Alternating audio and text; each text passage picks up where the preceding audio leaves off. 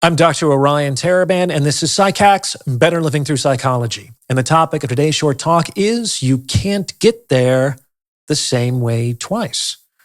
You can get there again, wherever there is. You just can't get there using the exact same approach that you used in the past. Let me try to explain what this means. This is an insight that I initially received through my meditation practice, but only after many years. At this point, I've studied and practiced meditation for quite some time. I've been interested in mysticism and esoteric pursuits since I was a young man, and I became heavily involved in meditation as a teenager. One day, after a few years of practice, I was finally able to experience a state that I had long striven to achieve. I was able to completely empty the field of consciousness of all content and to abide in this deep, non-conceptual space for an extended period. Awareness of time and space disappeared, as well as the egoic sense of self. There was only consciousness without any of the objects of consciousness. It was quiet and still and peaceful and perfect. And as you might imagine, very difficult to describe. Now, I have no idea how long I was in that state, but when I dropped out of it, I remember feeling very happy, even proud, that after many years of practice, I had finally experienced something that I had read so much about. It felt like I was really making progress. And naturally, I wanted to get back to that state again. However, no matter how closely I seemed to approximate the internal and external conditions that led to me attaining to that state the first time, the same routine, the same breath work, the same time of day, the same location, the same intentional non-intention, etc., I couldn't seem to get back to where I'd been. This was extremely frustrating. More frustrating than if I had never attained to that state to begin with. And I eventually had to despair of my ability to return and to relinquish my desire of returning before I was able to find myself back in that state. I did get there again, but when it happened, it was very surprising and unexpected. It was like I effortlessly slipped into that state, almost by accident, at the beginning of a session. I hadn't tried to make it happen, nor had I made any kind of special preparations against its coming. So, as you might expect, I then tried to recreate this experience by replicating its conditions. I tried not to try, and prepared not to prepare, and desired not to desire. And as you might also expect, this didn't work either. And I had to pass through the whole process of frustration and despair and surrender before I was able to enter into that state for a third time under, you guessed it, radically different circumstances. Now, I had to go through this process embarrassingly many times before I was able to realize that this state was like a moving castle.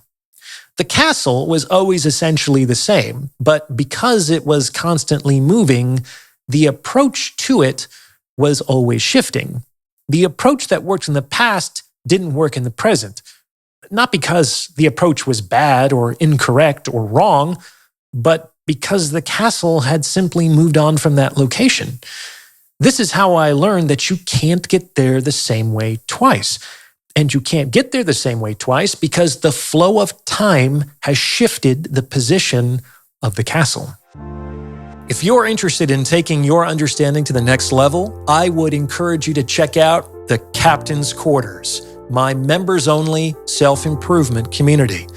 Your monthly membership will get you access to a cadre of like-minded, supportive individuals, bi-monthly group consultation sessions hosted by yours truly, and exclusive content that you won't find anywhere else. Click the link in the description for more information. Hope to see you aboard. I'm sure you've heard the saying that you can't step into the same river twice, right? Well, the river is a symbol of time, which is constantly flowing, constantly changing. Everything is in time, including yourself. This means that every moment is actually unique and distinct. It has never existed before, and it will never exist again. By the same token, you've never been the person you are right now, and you'll never be that person again. We can gloss over these truths when we're mindlessly engaged with the busyness of life, but our lack of awareness doesn't change this fundamental characteristic of reality.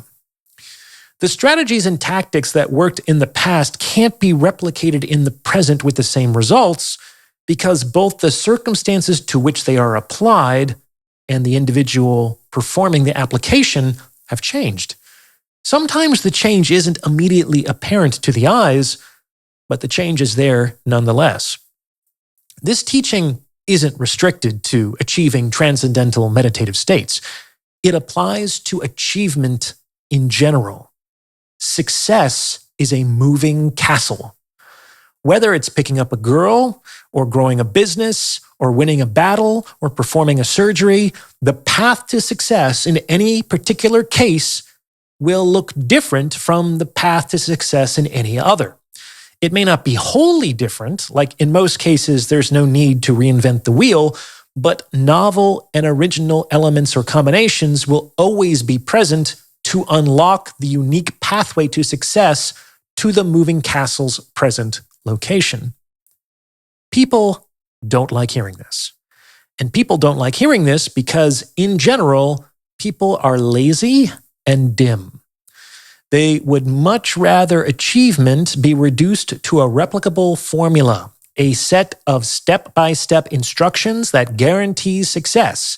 And every day, they shell out millions of dollars to hucksters that supply that inexhaustible demand.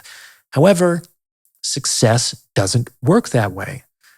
I wish I could tell you that if you sit in full lotus position, focus on your navel, take 18 deep diaphragmatic breaths in through the nose on 8, out through the mouth on 10, keep the tip of your tongue connected to the roof of your mouth, and ensure your posture is effortlessly erect, then you too will be able to experience pure consciousness devoid of its objects in 2 weeks or less, or your money back. But that's just not how it works. And that's not how it works because any of that is bad advice. Like, in general, it's good to sit in full lotus position, and in general, it's good to keep your posture effortlessly erect, etc. It doesn't work because you are a different person in a different moment. I just got through telling you that it doesn't even work for me from one moment to the next, and I'm the same person.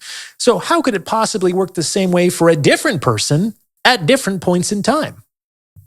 Success generally requires some degree of mastery, and mastery requires a lot of time and energy, and more than anything else, a willingness to engage with the constantly shifting conditions of the present moment. However, there really is no way around this. We see this time and time again. The way you got your first business to succeed is not going to be the way that you get your second business to succeed. Raising your first child won't be like raising your second. The line that worked on yesterday's blonde isn't going to work on tomorrow's brunette. Again, it is possible to replicate success. Politicians win re-election. Athletes win back-to-back championships, but they cannot exactly replicate the pathways to success. And this is why we collectively need to be very cautious with respect to formulaic solutions. Clausewitz began his famous treatise on war by functionally admitting that he can't teach anyone how to win a battle. And this was coming from one of the most celebrated and successful generals of his generation. And he said this because he understood that as soon as he laid out the strategy for victory, some clever opponent would find an effective countermeasure to that strategy, and just like that, it's no longer a strategy for victory. And people will think he's a huckster and a fraud. This is why masters at the highest level of any discipline so often speak vaguely, or at most on the level of general principles. Greater specificity suggests a concrete pathway to success, and chances are good that the moving castle has since relocated. This is why Lao Tzu begins his work by saying that the Tao that can be named is not the real Tao. This kind of talk can be frustrating for those looking for easy answers or concrete solutions, but it's unavoidable. The highest wisdom must account for the widest possible set of circumstances, And it's very difficult to ascertain what remains true at all times and in all cases, which is probably why the Tao Te Ching is such a short book. The solution to this devilish problem, as far as I can tell, is to develop mastery in a specific domain. A, learn lots of different skills, lots of different tactics, and lots of different strategies. B, improve your powers of observation to collect data on the character of the present moment. And C, apply this practical knowledge to current conditions skillfully and efficiently. Do this repeatedly, and you will cultivate intuition, which will accelerate your progress even more. The path to mastery takes time, but it's your best chance of consistently attaining to success under widely varying conditions.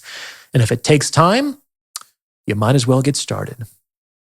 What do you think? Does this fit with your own experience? Let me know in the comments below. And please send this episode to someone who you think might benefit from its message, as it's word-of-mouth referrals like this that really help to make the channel grow. And anyone looking to join my free weekly newsletter or book a paid one-on-one consultation can do so on my website. The links to everything are in the description below. As always, I appreciate your support, and thank you for listening.